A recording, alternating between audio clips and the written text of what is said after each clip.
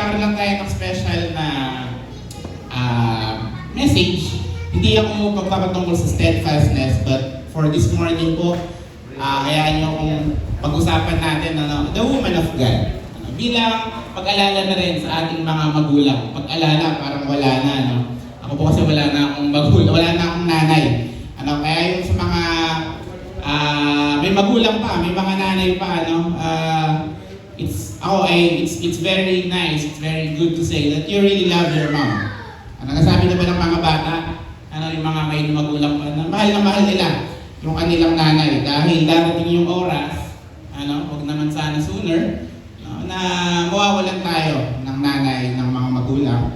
Yan talaga ang nangyayari, kaya as long as they're here, I encourage everyone to say how much they love their parents. Amen po ba lang mga kapatid? At ngayon po again, pag-uusapan natin yung ating woman of God.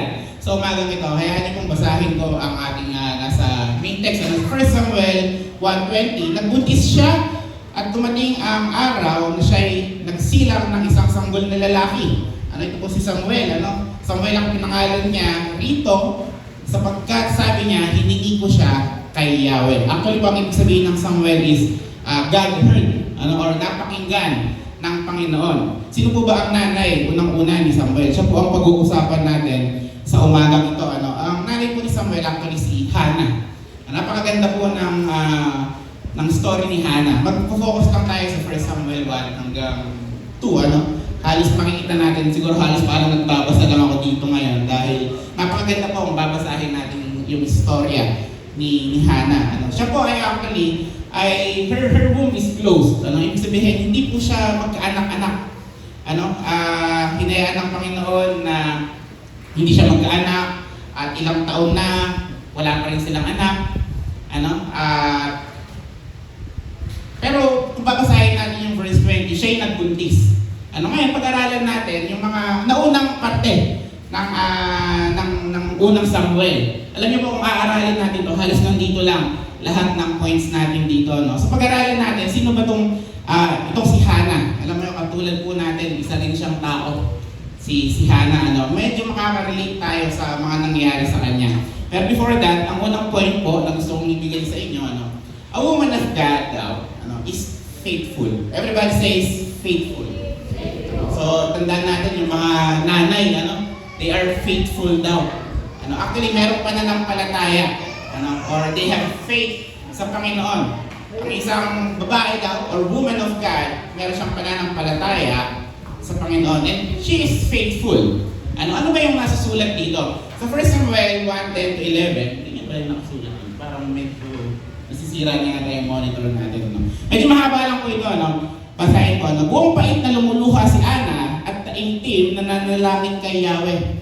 Makikita niyo, magiging tao ni Hannah. Sino po ba dito yung kamukha niya na meron na ba tayong hiniling sa Panginoon? Yung talagang taimtim, nagkulong tayo somewhere sa ating kwarto siguro, marahil, or pumunta tayo sa isang lugar, taimtim tayo nananalangin sa Panginoon. Meron ba kayong mga prayer na gano'n? Talagang iniiyak mo sa Panginoon. Kasi ang sabi dito, buong pait na lumuluha. Hindi lang basta lumuluha, merong bitterness, merong pait daw. At taimtim nananalangin kay Yahweh. Ganito ang kanyang panalangin. Yahweh, Diyos na makapangyarihan sa lahat, kung pakinggan ninyo ang inyong abang lingkod at inyo po kahabagan, kung hindi ninyo ako pababayaan, sa halip ay pagkalooban ng isang anak na lalaki. Kumbaga, si Hannah, alam niya na hindi na siya magkakaanak. Hindi siya magkaanak-anak. Pero iniyak niya sa Panginoon.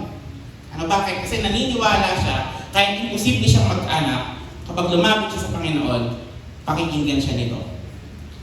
Amen po. Meron tayong mga problema, meron tayong mga nilalapit sa Panginoon. That seems very impossible to happen. Pero nilalapit natin sa Kanya. Bakit?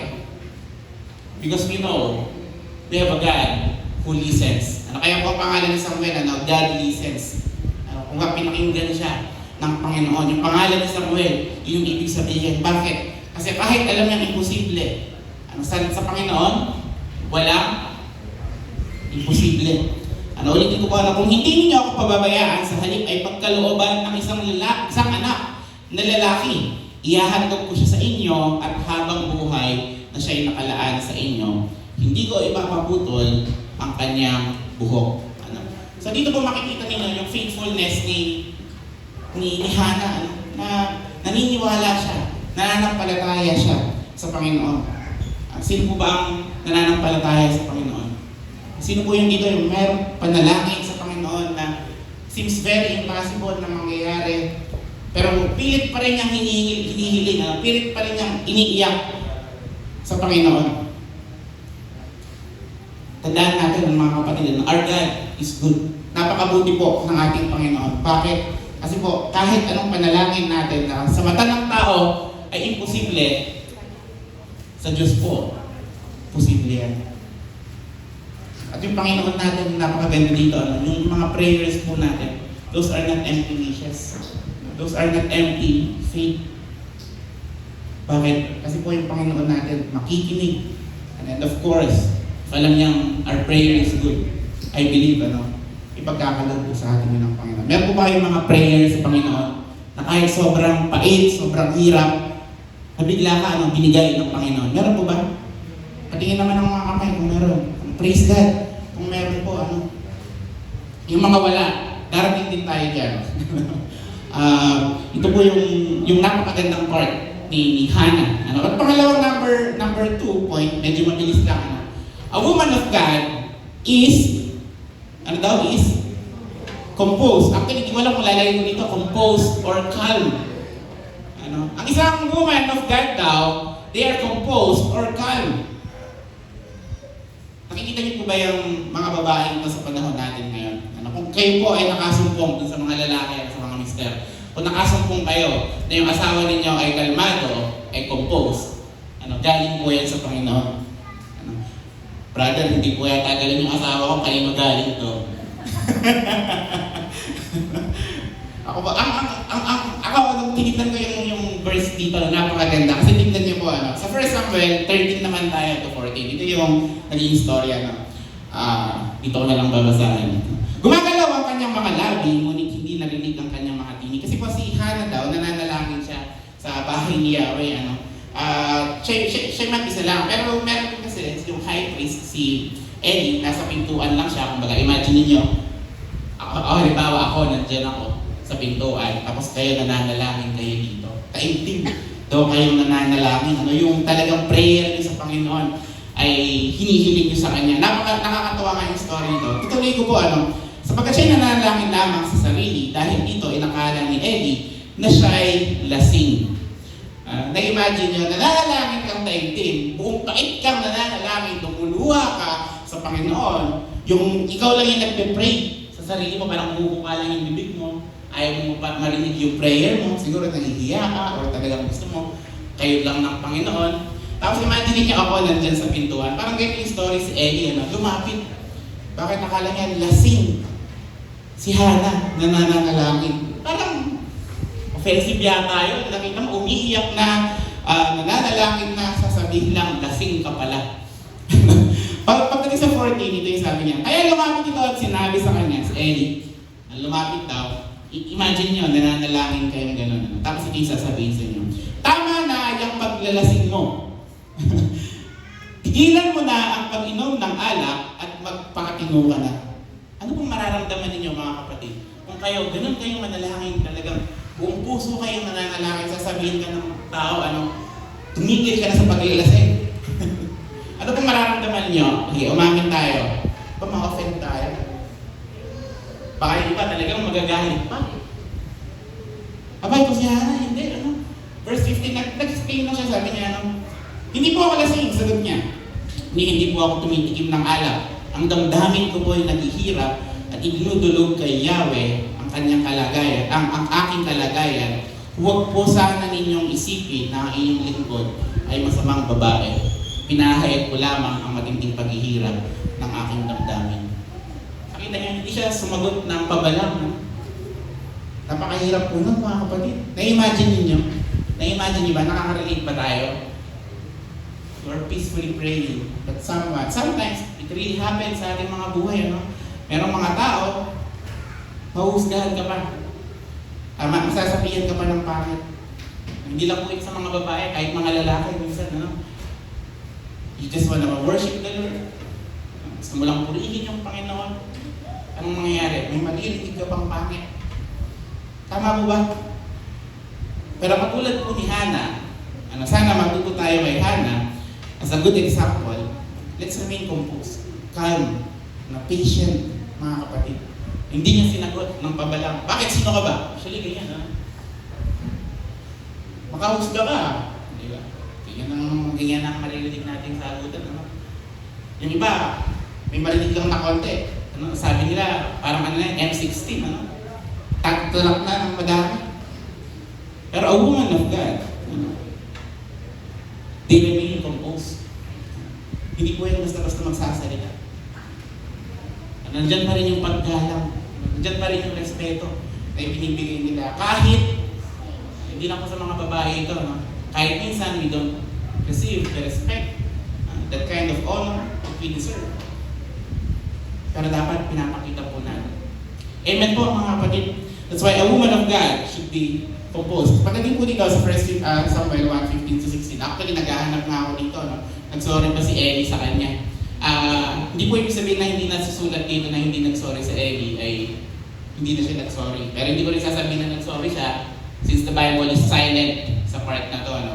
Pero ang pakita lang natin dito, hindi sila nag-away. Okay? Ayaw natin ma-misinterpret ang Bible sa part na to. Pero ang sagot po ni Eli, sabi niya, dahil ito sinabi ni Eli, ipanatag mo ang iyong sarili at umuwi ka na. Ang Diyos ng Israel ang tutugon sa iyong kahilingan. So makita naman natin, napansin ni Eli, mali yung approach niya. Pero ang sinabi niya dito, ipanatag mo ang iyong sarili at umuwi ka na. Ang Diyos ng Israel ang tutugon sa iyong kahilingan. Anong sabi dito? Ang tutugon sa iyong kahilingan. Because why? Whenever we pray, again, babalik tayo doon, tutugon yung ating Panginoon. Our prayer will be heard by the Lord. Hindi lang po will be heard, tutugon siya. Anong ibig sabihin nun? Our prayer will be answered. Sino po yung may mga answered prayer na sa Panginoon? Actually, alam niyo, napakaganda kung pag-aaralin talaga natin. Pero ang answer ng Panginoon, alam niyo po mga kapatid, I just want to share it with you. It's whether the Lord say yes or no. Let's remember, mga kapatid, sa isang prayer na taimtim, sa isang prayer na napakabigat, sa isang prayer na napakalalim, either the Lord say yes or no, it's always a good answer. It's always for the good. It's always for the better. Tandaan natin mga kapatid. Bakit? Our God is good. Hindi siya pwedeng magbigay ng isang bagay na pangit sa atin. Nakuha niya mga kapatid. Kaya kung sumagot siya ng no, hindi ka kaya nabigay yung prayer mo. Bakit? Kasi ikakapahamak mo. Ang Panginoon natin, lahat ng pwedeng manggaling lang sa Panginoon are good things. Kaya kung hindi niya binigay yung pangit, yung prayer mo, ibig sabihin nun, kakapahamak. O pangit yung hinihingi mo. Hindi natin alam yung hinihingi natin. Bakit? Kasi it's only our God, again, can only do good things. At saan na ba ako dito? Ayan, ibasahin na natin sa 1 Peter 3:4. Your good beauty should not come from outward adornment, such as elaborate hairstyles and the wearing of gold jewelry or fine clothes. Ito dinidefine lang yung God of woman daw, ay woman of God, I mean. Ibig sabihin dito, ang isang babae pala, hindi po nakikita yung kagandahan niya sa panglabas lang. Yung mga suot-suot lang na mga jewelries, kagandahan ng damit. Hindi po dyan nababatay daw yung kagandahan ng babae. Verse 4, rather it should be that of your inner self. Ang kagandahan po ng isang magulang, ng isang nanay, ay nanggagaling sa kanyang character, sa loob. The unfading beauty of a gentle and quiet spirit. Again, ulitin ko po, rather it should be that of your inner self. Ito the unfading beauty. The unfading beauty, ibig sabihin yung kagandahan hindi kumukupas ng isang babae, ito daw siya. And the unfading beauty of a gentle and quiet spirit. Kaya ba natin yan mga kapatid? Quiet daw, tahimik. Hindi na ba ako magsasalita? Again, hindi po ganun yan. Ibig sabihin lang na gentle, when we talk, mga kababaihan, mga ina, when you talk, hindi lang dapat actually sa mga kababaihan. No? Kahit mga lalaki po, we should always be gentle and quiet. No? Kung ibig sabihin nun, may composure, kalmado, hindi pabala, hindi pasagot.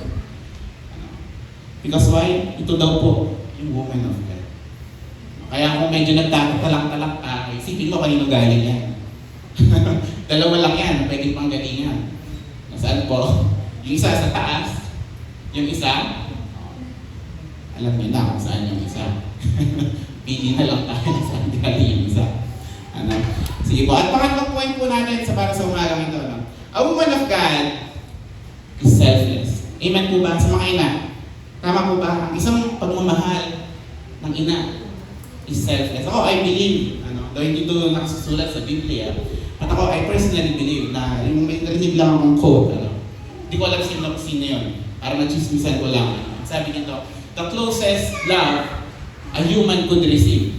Yung the nearest love daw that someone could receive. Yung the nearest love na tulad ng pagmamahal ng Diyos ay pagmamahal ng isang ina. Amen po ba daw?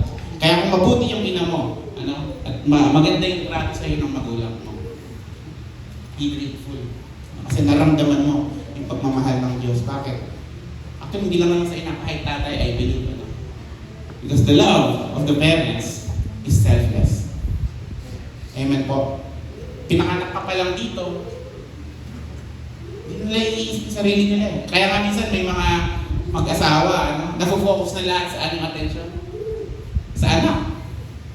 Bakit? Because they love us so much, mga kapatid. Kaya kung may mga parents po tayo ng mga ganito, again, I'm encouraging everyone.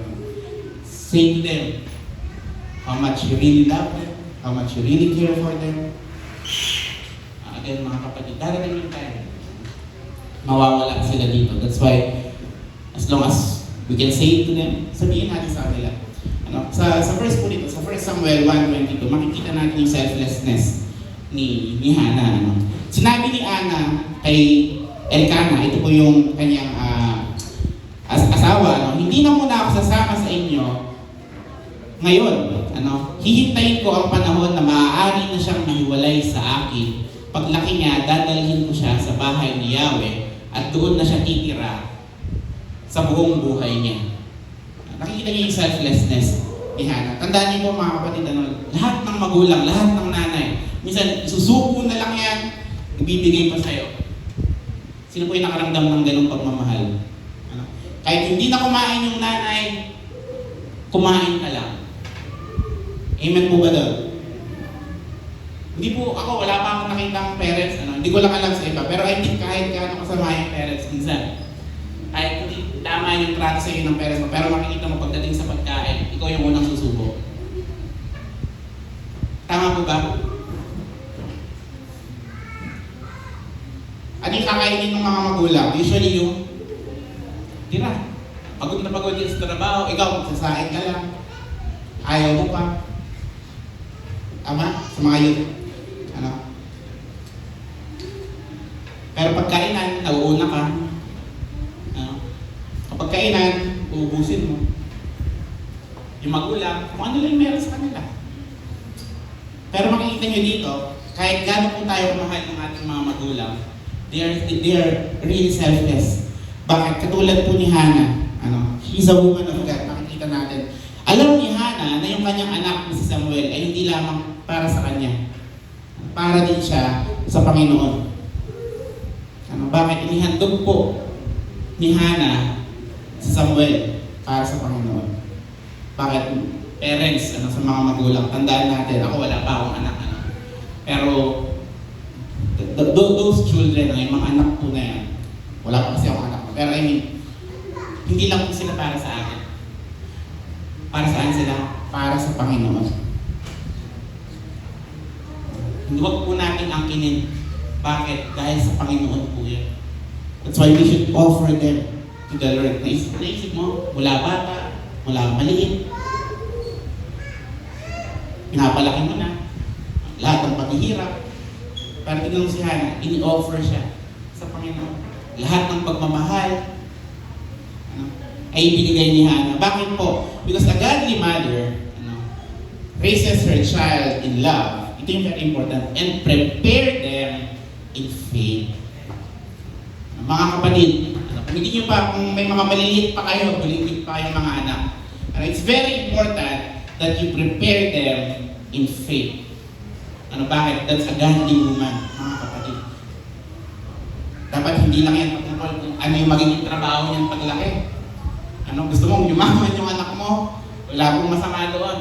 Pero huwag mong kakalimutan na yung Panginoon, yung sentro nito, yung sentro natin. That's why habang maliit pa yan, hinuhulma mo na yan, pine-prepare mo na yan. Kaya masabi ni Hannah dito, hindi niya pa daw maiwan, actually, hindi niya pa maiwan dun sa bahay ng Yahweh, sa kina Eli, yung kanyang anak. Bakit? Hanggat hindi pa, kumbaga, hindi pa dito kaya mawalay sa kanya. Siguro breastfeed, or masyado pang maliit, kaya hindi niya pa maiwanan. Pero pine-prepare niya para pagdating ng Panginoon na kaya nang mawalay ng isang buhay sa kanya, alam mo bang gagawin? Iiwan niya ito actually, sa bahay ng Panginoon. Ay Yahweh. That's very important, mga kapatid. Bakit? Kasi pagtanda po niya, tandaan niya yung karakter ng isang bata habang maliit. Mahirap kong imulda yan kapag malaki na. Hindi tulad habang maliit pa, nasa bahay-sambahan na. Pansinin niyo po, habang maliit pa, nasa bahay-sambahan na. Pag laki, hindi mo na kailangan para sa inyo. Kaya habang meron po kayong maliliit, maganda, nandito yan. Kahit medyo maingay tayo, ayos lang po yan. Ibig sabihin, buhay yung church. Pagka sobrang tahimik kasi minsan din ng church, baka matatanda lahat ng members. Pag may bata, ibig sabihin, meron pa tayong next generation. Amen po ba? Meron pa tayong next generation. And next part, napakaliit na nasulat ko dito. Dali po ha. Pasensya na kayo, yung Bible ko kasi naiwan ko sa seminary. Nakausap ko na si Sister Edna, pero ayan, kaya puro cellphone ang gamit ko ngayon. So, 1 Samuel 1:27 to 28, ito po. Hiniling ko sa kanya, ako'y pagkalooban ng anak at binigyan nga niya ako, kaya naman inihandog ko siya kay Yahweh upang maglingkod sa kanya habang buhay. Bakit? Again, as a selfless mother, she offered Samuel to the Lord. And point number 2 po natin, under a selfless mother, a godly mother remains faithful to her duties even in hardship. Kahit napakahirap ng buhay, sino ba yung nahihirapan sa buhay dito? Mukhang ako lang yata yung nahihirapan sa buhay. Ang ganda yung mga buhay. Sino ba yung mga paghihirap sa buhay dito? But even though, sa mga hardships ng ating buhay, a godly mother remains faithful to her duties. Bakit? Kahit napakahirap ng isang gawain sa bahay o gawain sa kanyang pamilya, she remains responsible, she remains faithful sa kanyang trabaho. Amen po. Kahit pagod na yung isang magulang, yung isang nanay, magtatrabaho pa yan. Siguro ngayon, mas meron tayo, we are blessed, na meron ng mga washing machine. Dati nakikita ko, talagang laba-laba dito. Pagod na ka sa trabaho. Pag uwi mo, maglalaba ka pa. Ngayon, ilalagay mo na lang sa washing, sasampay mo na lang. Pero hindi lang yun nakapagod. Ako po, gawa na ako lang nasa bahay ngayon. Nakakapagod din kaya maglinis. Tama po ba? Sa mga magulang, sino yung working na nanay dito? Tapos pag uwi, maglilinis pa siya ng bahay. Nakakapagod po yun, mga kapatid. Pero kahit napakahirap nun, ginagawa pa rin yun ng nanay. Doon sa mga youth, sino nakaka-relate? Praise God kung nakaka-relate kayo. Kasi ibig sabihin may ginagawa kayo sa bahay. Kung hindi kayo nakaka-relate, dapat makarelate kayo. Dapat may gawin kayo. Mahirap mag-maintain ng bahay, mga kapatid. Tama po ba? Unless hindi mo i-maintain, talagang parating madumi. Pero responsible woman, parating pagod yan. Tama po. Siguro ang pinakapahirap. Sino yung pinakapahinga lang niya kapag nasa church siya. Praise God kung nakakapagpahinga po tayo dito. That's why, mga kapatid, mga mister, mga anak, again, you should appreciate your parents. You should appreciate your mother. Nag-greet nyo na ba yung kanyang mga magulang sa umagang ito? Nag-greet nyo na ba? Kung hindi pa, i-greet nyo na. Sino nakapag-I love you kahit sa umagang ito man lang sa kanyang nanay? Wala? Naku. Dapat mag-I love you man lang tayo, mga kapatid. Mister, o sa mister na lang. Sino po yung nag-I love you na sa kanyang may bahay sa umagang ito? Meron naman, meron? Sister Gary, talagang parating present to, no? Dapat meron. Baka hindi na kayo nag-greet araw-araw. Ngayong special day pa ng mga magulang, ng mga parents, o ng mga nanay, hindi pa tayo nag-greet.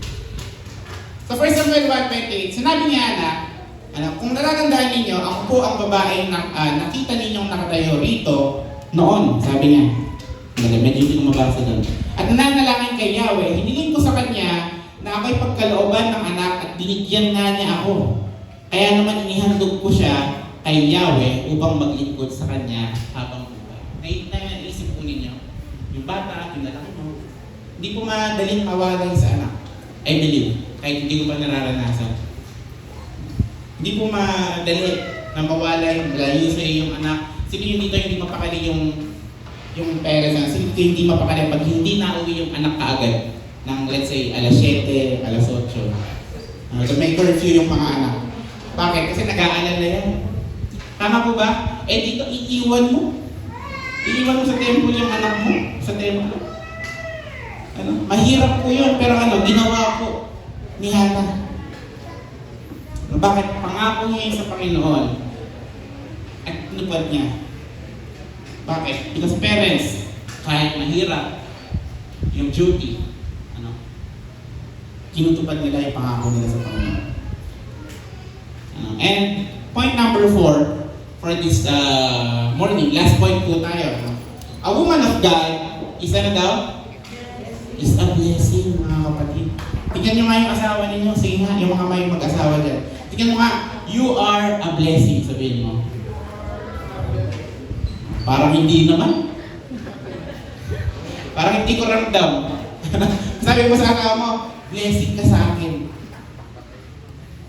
O sige, kung ayaw problema ka sa buhay ko, yun na lang. Hindi ko yata marinig yung blessing eh. Tandaan niyo po yung mga parents na yan, yung mga magulang na yan, yung mga nanay na yan, they are a blessing galing sa Panginoon. Tama? Kasi sa mga mister ngayon, kung wala yung asawa ninyo, wala kayong anak na yun. Tama? Sino dito yung, kung wala yung asawa niya, hindi niya alam sa pupulutin ngayon? Parang hindi naman. Parang mas maganda pang binata ako.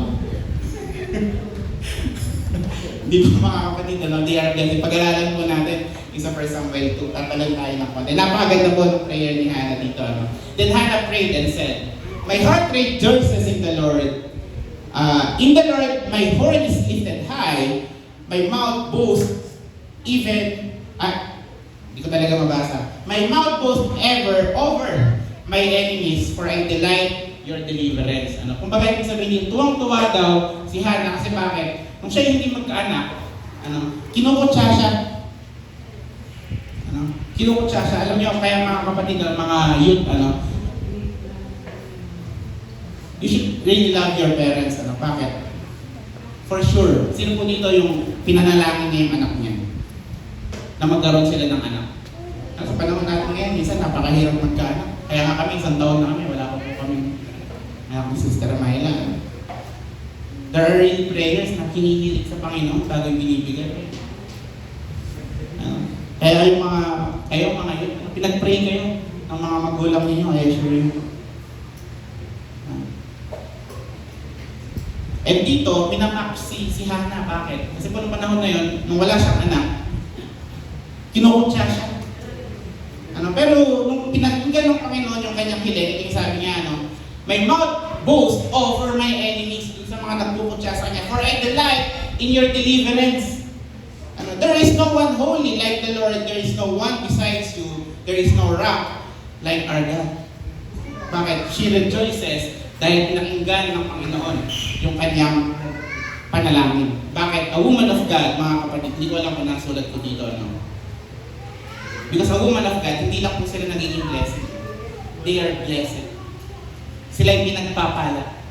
Sino po yung gusto dito pagpalain pa ng Panginoon? Lahat po tayo, mga kapatid, ay believe. Pagpapalain tayo ng Panginoon. 1 Samuel 2:21, siya ay pinagpala ni Yahweh at paglipas ng ilang taon, siya'y nanganak pa ng 3 lalaki at 2 babae. Na-imagine nyo, yung womb niya sarado. Hindi sila magkaanak-anak. Pero nung pinagpala sila ng Panginoon, nag-anak siya, sino naging anak niya? Si Samuel. Pero hindi lang po doon natigil. Nag-anak pa daw siya ng 3 lalaki at 2 babae.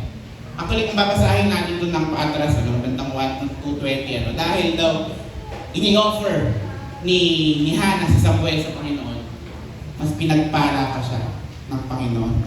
Bakit? Everything that we bring back to the Lord, mas pagpapalain niya pa tayo. Yan po yung pagpapala na pinangako, na ibinigay sa Kanya. Bakit? Again, mga kapatid, a woman of God are blessed. And because they are blessed, mga kapatid, yung ating pamilya, o siya, herself, is a blessing sa atin. Nakuha niyo po, naging pinagpala na sila, naging pagpapala pa sila para sa iba. Sino po yung gusto dito pagpalain siya ng Panginoon, pagiging pagpapala pa siya kapag sa ibang tao? Imagine, napakaganda. Naging blessing siya sa kanyang asawa. Pinagpala pa sila lalo ng Yahweh, ng ating Panginoon.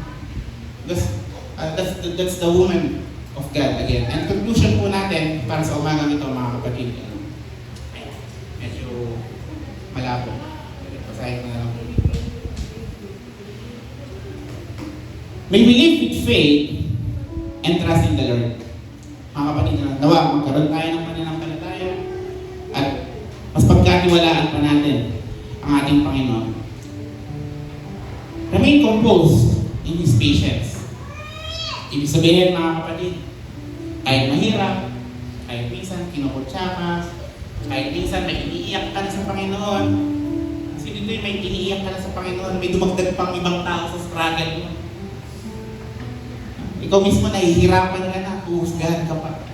Pero ang nangyari kay Hannah, she remained composed and walk in selfless love as Christ has shown us. Bakit? Lahat ng pagpapala natin, mga kapatid, dapat binabalik natin sa Panginoon. Lahat ng ibinibigay ng Panginoon, pinagkatiwalaan na niya tayo. Pero kanino po yan at the end of the day? Sa Panginoon po yan. Yan, mapa-anak, mapa-finances natin, mapa kung ano man po yung meron tayo. Sa Panginoon lahat yan. And encourage everyone, ibalik sa Panginoon, kung ano sa Kanya. And lastly, in doing so, mga kapatid, may we be blessed. Nakapagpalain tayo ng Panginoon. And hindi lamang po doon, may we become a blessing to everyone. Nawa, mga kapatid, lahat tayo, mga youth, mga mister, masumpungan ninyo. Yung mga magulang, yung mga mga nanay na yan, mga pagpapala po yan galing sa Panginoon. Kaya kung maayos yung mga pananamit natin, mga mister, kaya mas gumaganda tayong lalaki. Tama po ba? Parang hindi kayo sigurado doon. Ako mas sigurado ako doon eh. Kaya tayo mas maayos ang buhay natin, mas nagkakadireksyon tayo. Hindi lamang po dahil sa sarili natin lang. Bakit? Ginamit ng Panginoon yung ating mga asawa. Amen po ba doon? Amen. Para kayanin natin, para lumaban tayo, para mas tumakas tayo. Tandaan natin yung mga asawa po natin. Galing po yan sa Diyos. At yung mga bata, yung mga yun, tandaan ninyo, yung mga magulang ninyo, galing po yan sa Diyos. That's why I'm a bit jealous to everyone. Kasi lalo sa mga my parents pa, at least you can say to them, hey, Mama, I love you.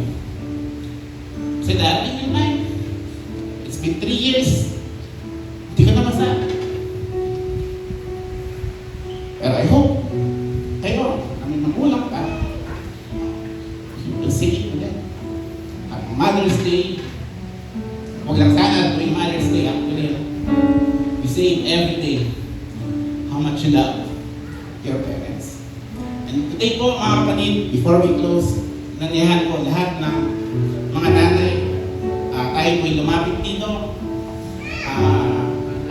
Meron lang kami munting sorpresa para sa lahat ng mga nanay natin, mga faithful women of God. Siguro pag-pray din natin sila, magiging part na rin ng service natin. In-encourage ko yung mga anak, at least make a message to your parents. Anak or mister, kung sino man. Sige po, lahat po ng nanay.